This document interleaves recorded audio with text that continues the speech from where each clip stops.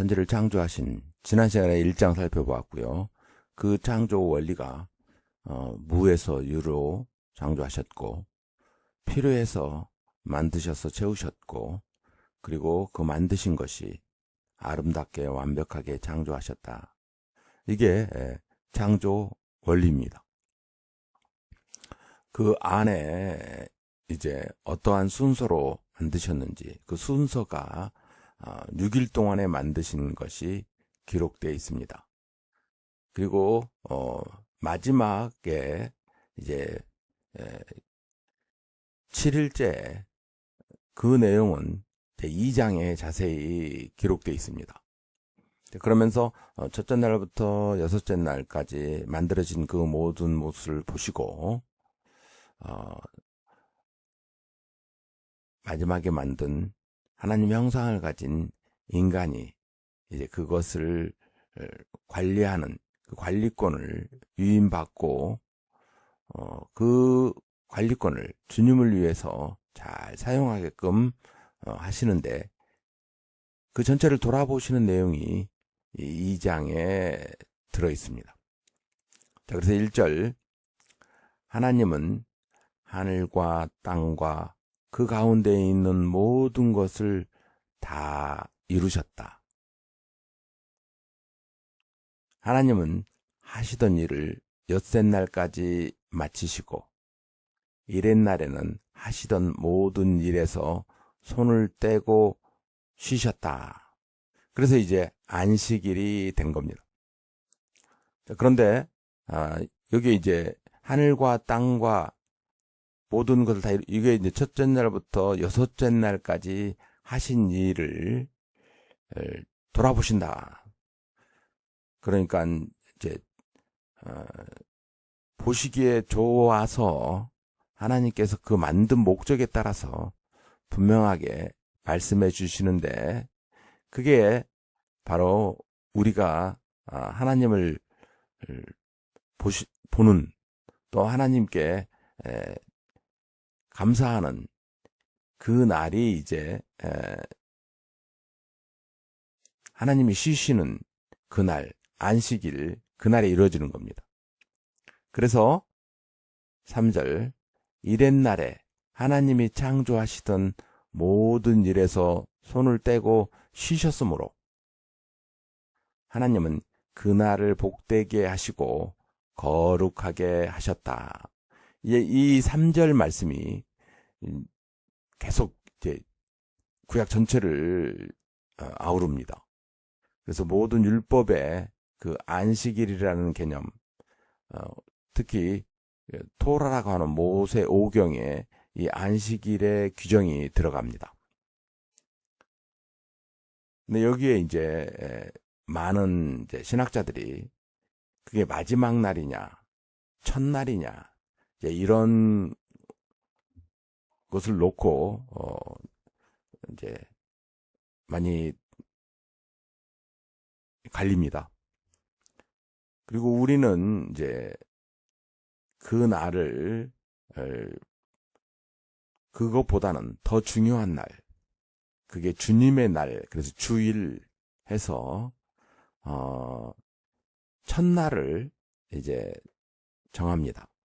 둘 다 일주일 개념 7일을 놓고 그러니까 6일 창조하시고 하루를 안식하신 그걸 놓고 칼렌다라고 그러죠. 우리의 그 삶이 정해진 건 진리입니다. 어떤 종교도 이거 부인할 수 없고요. 어떤 사람도 부인할 수 없습니다. 이걸 부인하는 이제 유물론주자들, 특히 공산주의라든가 다른 그 종교에서 또 신화에서 계속 바꿔보려고 했습니다. 그래서 4일 주기 아니면 5일 주기 좋잖아요. 그리고 또 7일 주기 얼마나 좋아요. 했는데 맞지 않았습니다. 그래서 우리 주변에 그런 흔적들이 남아있죠. 5일장이라든가 또 십진법이라든가 숫자는 그렇게 될지라도요. 이 날짜 개념 이건 이게 다 맞아요. 그래서 그걸 중심으로 태양력도 만들고 태음력도 만들고 다 했습니다. 그런데 공통적인 게 있습니다. 태양력이건 태음력이건 달을 중심으로 만들건 태양을 중심으로 해서 만들건 일주일 그 생체 리듬과 그것은 동일하다. 이것만 봐도 뭐 하나님께서 천지를 창조하신 것, 그 안에 들어있는 모든 피조물은 그 패턴 안에서 살아가야 된다는 것 분명한 날이죠. 그렇습니다. 하나님께서 온 우주를 창조하셨다라는 것은 바로 이 우리가 살고 있는 그 리듬에 맞춰서 봐도 분명한 날입니다. 분명합니다. 첫째로. 그리고 이제 그렇다면 그 날이 유선 날인데 일곱째 날이 마지막 날인가? 첫째 날인가? 그 날이 거룩한 날이고 구별된 날이라는 것을 압니다. 왜 아느냐? 하나님 중심으로 생각하면 그게 하나님이 하셨고 그것이 거룩한 날이 된다는 것을 우리 이것도 또 다 인정합니다. 그러면 그 날이 마지막 날로 하는 게 좋겠습니까? 첫날로 하는 게 좋겠습니까? 그렇죠. 그날이 첫날로 하는 것이 당연히 좋습니다. 하나님을 경외하는 것은 가장 중요한 것이기 때문에 먼저 생각하는 것이 당연한 겁니다. 그래서 우리는 첫날로 하고 그날 예수님이 부활하시고 또 승천하시고 다 또 성령 강림하시고 그러신 날이 첫날이었고 그날이 주일이었습니다. 그렇다면 어떻겠습니까?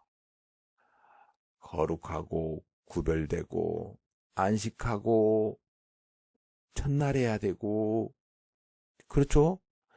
복되게 하신 그날 그걸 기념하는 것이 가장 하나님의 뜻에 맞는 거죠? 그렇습니다. 그래서 주의를 지키는 것이 정말 분명한 겁니다. 거기에 대한 반론 펴지 마시고 순종하시고 나아가는 길이 예수님을 통한 삼위일체 하나님을 정확히 보는 방법입니다. 마지막 날로 정해서 그대로 망해버렸는지도 모릅니다. 하나님을 경외하지 못하게 된지도 모릅니다. 첫날로 하면 하나님을 먼저 생각할 수 있습니다. 그래서 일주일 첫날, 첫째 날, 일요일, 주일, 거룩한 날 구별해서 하나님께 예배하고 그리고 그 은혜 속에서 세상을 살아가는 것 그것이 바로 기독교가 하는 가장 중요한 잘한 일이라고 보여집니다. 4절 하늘과 땅을 창조하실 때 일은 이러하다. 주 하나님이 땅과 하늘을 만드실 때 여기 이제 번역이 세 번역은 주 하나님으로 되어 있는데 이게 이제 여호와 하나님 이제 이걸 강조하면서 엘로힘 이걸 또 여기서 이제 강조합니다. 천지를 창조하신 그분 전능자 여호와 하나님 주 하나님이 땅 위에 비를 내리지 않으셨고 땅을 갈 사람도 아직 없었으므로 땅에는 나무가 없고 들에는 풀 한 포기도 아직 돋아나지 않았다. 땅에서 물이 솟아나서 온 땅을 적셨다.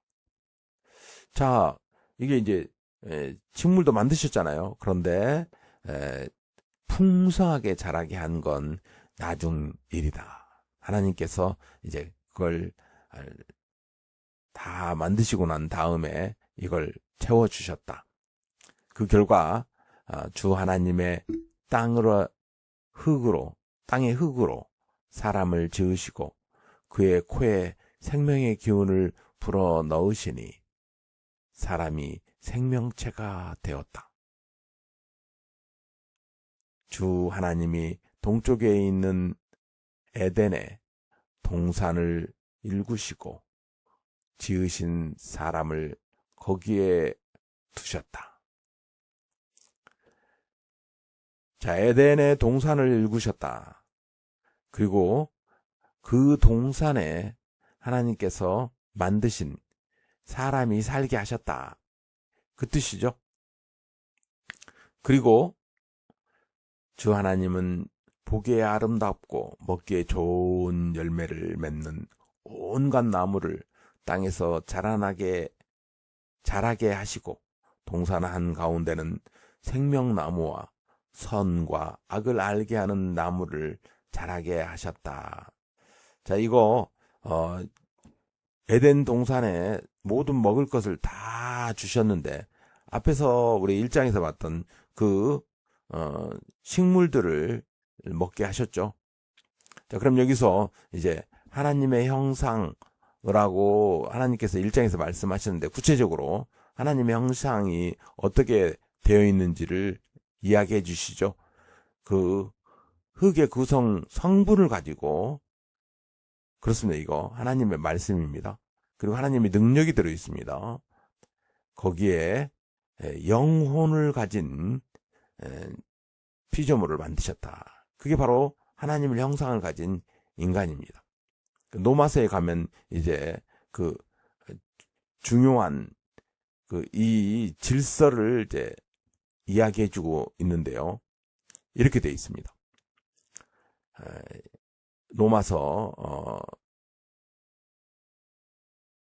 제가 가져오고 왔는데 타락해서 망해버린 인간이 그 영혼육이 온전히 회복되어질 때 어떻게 회복되어지는가? 이걸 이야기를 할 때 그 속 사람이 복음을 통해서 산다. 그래서 바로 이것으로 산 사람이 하나님께 칭찬받는다. 곧 하나님의 형상이 회복되어지기 때문에 하나님께서 칭찬을 하시고 상을 주신다. 그렇게 말씀하시면서 복음을 믿어야 된다. 결국 이어서 볼 텐데 타락한 사람들이 하나님의 형상을 회복할 수 있는 방법, 그 창조 때 만드신 그 하나님의 형상을 회복할 수 있는 방법은 영을 통하여 성령이 들어오고 그리고 그 영에 우리 혼을 살리고 그리고 육체가 산다. 이걸 이제 이야기해 주십니다. 이걸 통해서 볼 때 하나님께서는 육체에다가 영혼을 넣으셨는데 이게 바로 생영체입니다. 그래서 아담은 흙에다가 영을 넣어 생명을 만든, 즉 흙 속에다가 육체를 구성하는 설계도, 거기에다가 인격을 가진 사람을 만드셨다는 거예요. 그러면서 하나님과 대화할 수 있는 바로 영이 있다. 그래서 영혼육으로 되어 있습니다. 그래서 하나님께서 하나님 말씀을 넣게 또 하나님과 교제하기 위해서는 바로 이 영이 살아야 되는 거죠. 그런데 이제 3장에 가면 이 영이 잘못된 곳에 스위치가 됩니다. 스위치 온. 거기에 이제 그게 바로 타락인데요. 그렇게 되면 타락의 영이 들어오고 타락의 인격이 되고 타락한 육체가 되는 거죠. 이게 이제 문제가 되는 겁니다. 이것을 하나님께서 이제 고쳐주시는 은혜가 없으면 안 되는 거예요. 그런데 거기에 하나님께서 성령을 통하여서 다시 이 설계도가 아닌 성령을 통한 설계도를 통하여 영혼육이 온전히 살게 되는, 영혼이 살게 되는 그걸 영신체라 합니다. 이제 고린도전서 15장이 이게 나오는데요. 또 이게 실제 계시록에 예수님 강림하는 19장 이후 새하늘과 새 땅까지 어떻게 살 것인가. 자, 그래서 우리 창세기를 정확히 잘 알아야, 창조의 그 방법을 알아야 계시록과 이어지는 그 말씀을 예수님 중심, 예수님이 온전히 예비되었던 그것이 정확히 잘 보인다는 겁니다. 그래서 하나님의 형상을 가진 바로 이 인간이 어디에 살게 하셨냐면 주 하나님이 동쪽에 있는 에덴의 동산을 일구시고 지으신 사람을 거기에 두셨다. 이게 나중에 타락해서 이 에덴 동산을 하나님께서 새하늘과 새 땅으로 잠시 옮겨버립니다. 그래서 우리는 여기에 살게 돼 있어요. 그게 우리의 운명입니다. 그래서 그 운명을 찾아가기 위해서 그 소망을 가지고 사는 거죠. 이곳은 9절, 주 하나님은 보기에 아름답고 먹기에 좋은 열매를 맺는 온갖 나무를 땅에서 자라게 하시고 동산 한가운데는 생명나무와 선과 악을 알게 하는 나무를 자라게 하셨다. 자, 그럼 여기 생명나무와 선악과가 동산 한가운데에 있다라는 것을 알 수 있습니다. 이것만 있는 게 아니라 온갖 나무들이 많이 있어요. 근데 이게 이제 특별하게 이제 중요한 것이 동산 한가운데에 들어있다. 자, 우리는 하나님의 형상을 가진 영혼육을 가진 인격체이며 하나님의 의와 하나님의 사랑을 가지고 살아가는 사람입니다. 그래서 우리가 영적인 그 하나님과 그 영으로 교통하면서 인격으로서 이루어가며 공의와 정의와 사랑을 나누는, 그래서 만물을 관리하는 그 능력 안에서 살게 하십니다. 그게 또 우리에게 주신 그 능력이며 관리권입니다. 10절, 강 하나가 에덴에서 흘러나와서 동산을 적시고 에덴을 지나서는 네 줄기로 갈라져서 네 강을 이루었다. 그러니까 에덴 동산에서 시작한 그 물, 이게 이제 에스겔서에 보면 동쪽 문에서 흘러나오는 생명수, 그게 똑같습니다. 그래서 동쪽 문은 동쪽에, 그 길은 동문은 원래 닫혀 있어요. 하나님만 그걸 통과할 수 있습니다. 기름 부은 왕도 그걸 갈 수 있지만 하나님을 위한, 그래서 성막도요 동쪽 문만 열려 있습니다. 반드시 동쪽으로 되어 있어야 돼요. 이것이 바로 다 에덴 동산하고 관계 있는 이야기입니다. 자, 그런데 거기에서 이제 물이 흘러나오는데 이렇게 되어 있어요. 지금 보기에 이제 이곳인데요. 왜냐하면 이때 그 강이름이 있죠. 강이름이 지금도 그대로 있습니다. 그래서 아무래도 이 땅이 바로 에덴 동산이고 그 옆에 있었던 땅이 갈대아 우르라고 하죠.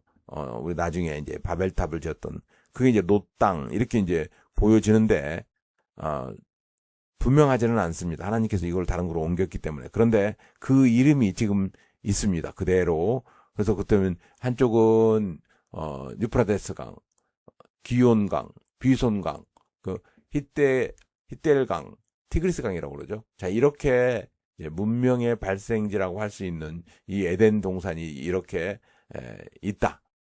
실제도 이 이름을 가지고 있고 그 위치가, 에덴 동산 위치가 어디인지를 정확히 알려주는 근거가 되는 말씀이죠. 11절, 첫째 강의 이름은 비손인데 금이 나는 하윌라 온 땅을 돌아서 흘렀다. 그 땅에서 나는 금은 질이 좋았다. 부돌라라는 향료와 홍옥수와 같은 보석도 거기에서 나왔다. 둘째 강의 이름은 기온인데 구스 온 땅을 돌아서 흘렀다. 셋째 강의 이름은 티그리스인데 아시리아의 동쪽으로 흘렀다. 넷째 강은 유프라데스이다. 그래서 땅이 지금 비손, 그리고 기혼, 티그리스, 유프라데스, 이 이름이 바로 그대로 여기에 이렇게 있다. 그곳이 하나님께서 에덴 동산을 둔 곳이다. 진화론자들이 나중에 이 역사를 망쳐가지고 이제 4대강 문명 어떻게 해가지고 이제 이걸 바꾸긴 했지만, 그것보다는 성경에서 가장 근원적인 그 말. 근데 거기에 또 유프라데스 강 유적도 있고, 또 이집트의 나인강 유적도 있고, 또 여러 지역을 그들이 주었죠. 인도의 겐지스 강, 또 그리고 황하 문화. 그거 다 그렇습니다. 이 에덴 동산에 나온 그것을 근거로 사방으로 지네들이 4개로 나눈 거예요. 4개 지역으로 이렇게 나눴다 해가지고 다 여기에서 나온 것을 가지고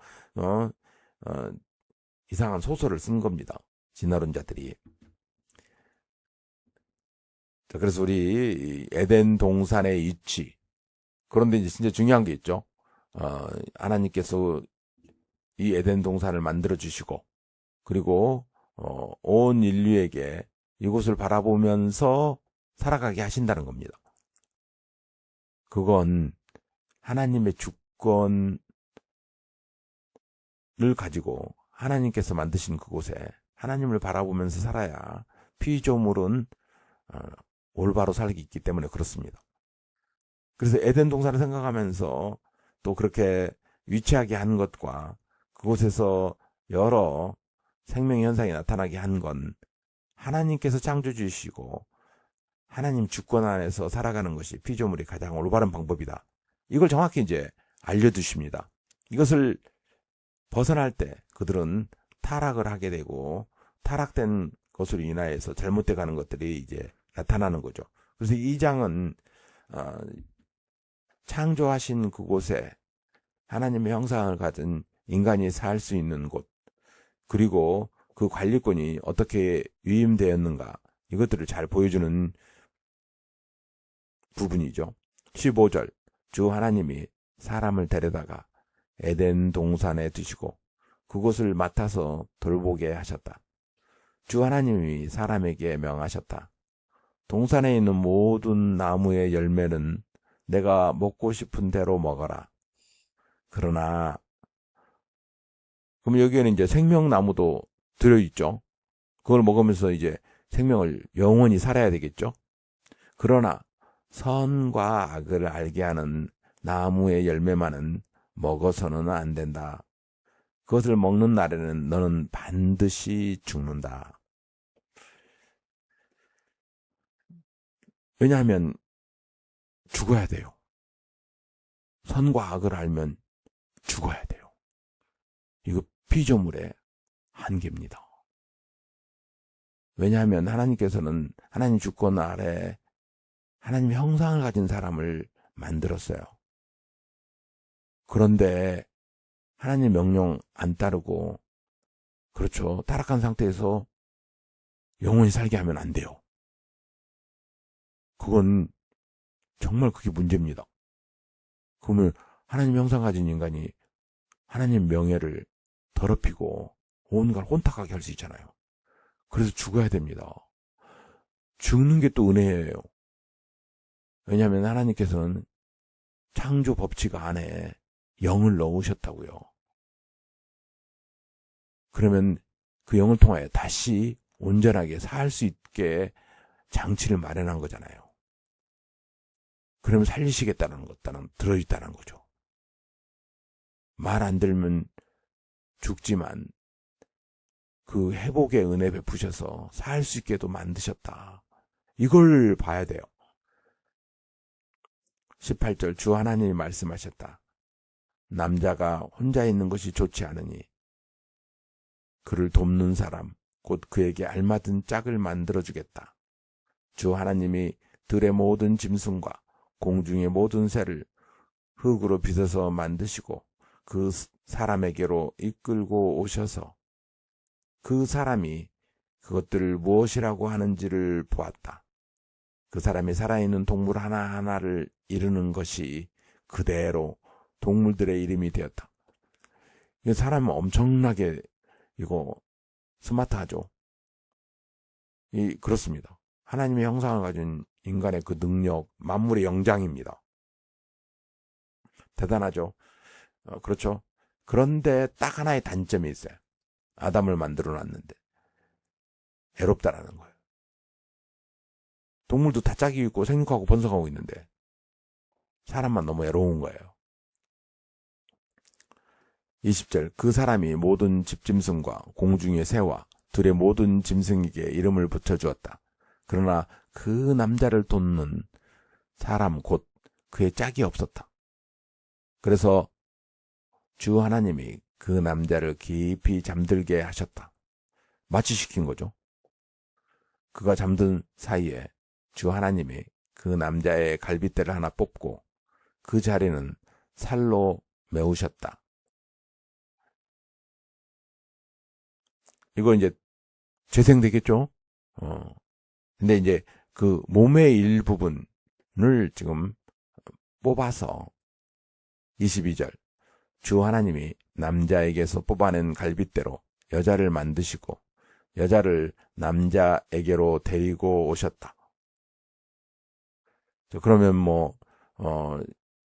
남자는 갈빗대 하나가 부족하게 영원히 살겠네요? 그렇지 않습니다. 설계도가 유지되기 때문에 그 후손들은 계속 그 원형대로 복원돼서 나옵니다. 그리고 또 거기서 나온 그 유전자를 갖고 있기 때문에 남자하고 여자하고 동일합니다. 외형적으로 동일해요. 내용물도 동일합니다. 다 동일합니다. 약간 차이점은 있어요.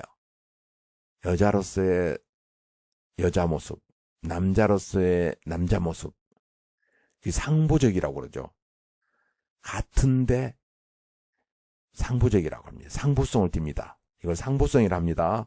똑같은 건데 차이가 있다. 이걸 인정해야 됩니다. 그래야 차이가 없습니다. 차이가 있어야 차별은 하면 안 됩니다. 근데 차이점은 인정해야 차별이 없어지는 거죠. 남녀는 동등합니다. 이거 이제 남자의 고백에서 나옵니다. 23절 그때 그 남자가 말하였다. 이제야 나타났구나. 이 사람 뼈도 나의 뼈, 살도 나의 살. 남자에게 나왔으니 여자라고 부를 것이다. 이게 이제 2부입니다. 2부. 아담과 2부 이렇게 된 거죠. 그래서 아담에게서 나왔으니 2부라고 부를 것이다. 그러므로 남자는 아버지와 어머니를 떠나 아내와 결합하여 한 몸을 이루는 것이다. 결합, 이게 상보성입니다. 모든 것이 상보성으로 이루어져 있죠. 이게 그래서 어떤 것은 이제 그 이진법이라고 그러죠. 0과 1. 그렇죠. 이 상보성을 띠면서 그것이 이제 사진법, 육진법, 7진법, 10진법. 우리 이제 10진법으로 살죠. 근데 컴퓨터는 또 2진법이죠. 오차를 줄이기 위한 방법은 2진법이 제일 좋답니다. 그 방법. 근데 이제 나중에 이제 지금 그것이 좀 한계가 있어서 또 다른 것도 나오죠. 그런데 하나님께서 창조 법칙에 의해서 남과 여자를 만들었고요. 그것이 아버지와 어머니가 됩니다. 그런데 그건 반드시 독립해서 그 안에서 살아야 되고 또 둘이 상보성은 같다는 뜻입니다. 상자. 서로. 그래서 우리 용어도 그렇게 사죠. 남편, 여편, 그래서 여보 같을 여자입니다. 상보성인데 그렇게 쓰는 거죠. 그래서 하나님께서는 이렇게 만드실 때 동등한 위치에 만들고 상보적으로 만들어서 한 몸 되게 했다. 이게 부부간의 창조의 규칙이며 그게 윤리이고 그게 진리입니다. 25절 남자와 그 아내가 둘 다 벌거벗고 있었으나 부끄러워하지 않았다. 굉장한 이 의미를 갖고 있죠. 신학적, 생물학적 의미를 그대로 갖고 있습니다. 이 단어에는 그래서 단어도 보세요. 여기 써 있는 단어 굉장히 축약된 단어들이 여러 모습으로 나오는데요. 그 개념이 이제 미래에 굉장히 큰 신학적 용어, 일반 사회 용어로 이제 변해가죠. 부끄러워하지 않는 것, 그게 이제 중요하죠. 순수함과 하나님의 주권 아래 사는 인간의 원래 모습이었다는 거죠. 왜냐하면 하나님 주권 안에 살 때는요, 모든 것이 용서가 됩니다. 모든 것이 은혜입니다. 이게 은혜 안에 산다는 겁니다. 그래서 어떤 것이 옳은지 나쁜지 그 은혜 안에 살면 그런 게 필요 없죠. 그래서 새하늘과 새 땅, 새 예루살렘에 우리가 살 때는 바로 이 법칙이 그대로 적용되는 거죠. 하나님 은혜 안에 살기 때문에 선과 악이 필요 없고, 또 하나님께서 심어주신 그 생명나무가 있어서 영원히 살면서, 그렇죠, 다른 욕심과 세상의 다른 것들을 보지 못하고 주님 바라보며 주님 은혜 안에 산다는 거죠. 자, 여기에 이제 그 하나님의 은혜가 얼마나 큰지, 6일 창조하시고 6일 마지막에 사람을 만드는데, 그 만드시고 그렇습니다. 쉬셨습니다. 7일 칼렌더를 만든. 그런데 거기에 가장 중요한 2장을 보면, 그러면 안식일이 주일이 첫째 날이 되어야 된다는 걸 정확히 알지요. 관리권을 갖고 있는 우리가 하나님 은혜 안에서 하나님을 바라보면서 살아갈 때 우리는 어떻게 표현해야 됩니까? 주일 첫째 날 모든 것을 하나님 중심으로 하나님 주권 안에 살아가는 것이 가장 올바르다는 것을 생각하면서 살아야, 그렇습니다, 가장 올바르게 살아가고 은혜 안에 살게 되는 거죠. 그래서 그걸 지키면서 살아야 됩니다. 그래서 1장과 2장 살펴보았고요. 이 3장에는요, 인간의 관리권과 또 자유의지가 어떻게 침해받게 됐는지, 이거에 대한 것을 이제 정확히 말씀해 주는데요. 1절, 뱀은 주 하나님이 만드신 모든 들짐승 가운데에서 가장 강교하였다. 뱀이 여자에게 물었다. 하나님이 정말로 너희에게 동산 안에 있는 모든 나무의 열매를 먹지 말라고 말씀하셨느냐? 자, 여자에게 물었어요. 여자는 이 남자에게 들었죠. 그리고 남자가 알려줬겠죠. 남자가 교육을 잘했어야 되죠. 그런데 이제 이 유혹할 때 뱀이 간교해가지고, 그래서 강교한 겁니다. 두 번째들은 여자에게 묻습니다. 그래서 이제 여기 생물학자들은 많이 그럽니다. 여자는 귀에 약하다. 그 귀가 강점이거든요, 여자들이. 근데 그 강점을 이제 의지하다 보면서 정확하지 않으면 약점이 됩니다. 강점이 약점이 돼요. 그래서 청각적인 것, 또 주변에 있는 것을 잘 듣고, 또 진리도 잘 들어요. 그런데 나쁜 것도 잘 듣고, 그것을 신뢰하면 안 되는데, 문제는 이제 그걸 듣고 신뢰해버린다는 거죠. 그래서 이 뱀이 이 여자의 그 강점이며 약점인 그 내용을 파고듭니다. 이때 조심해야 되거든요. 그래서 하나님 말씀 잘 봐야 됩니다. 정확하게 잘 설정을 해야 되는데, 여기에 이제 걸려듭니다. 여자가 뱀에게 대답하였다. 우리는 동산 안에 있는 나무의 열매를 먹을 수 있다. 그러나 하나님은 동산 한가운데 있는 나무의 열매는 먹지도 말고 만지지도 말라고 하셨다. 어기면 우리가 죽는다고 하셨다.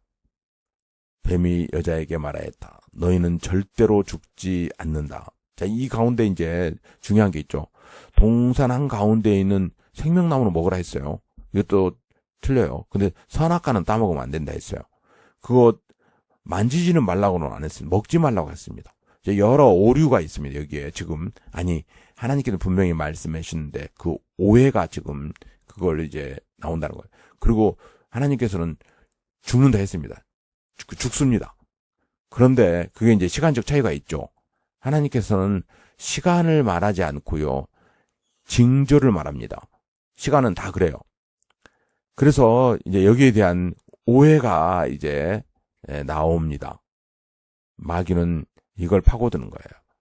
그래서 제일 먼저 여자를 타락시키고 남자를 그 다음에 타락시키고 그 다음에 세상을 타락하게 하는 그 과정이 들어있다는 건데요. 이 과정은 역사적 사실이라는 거예요.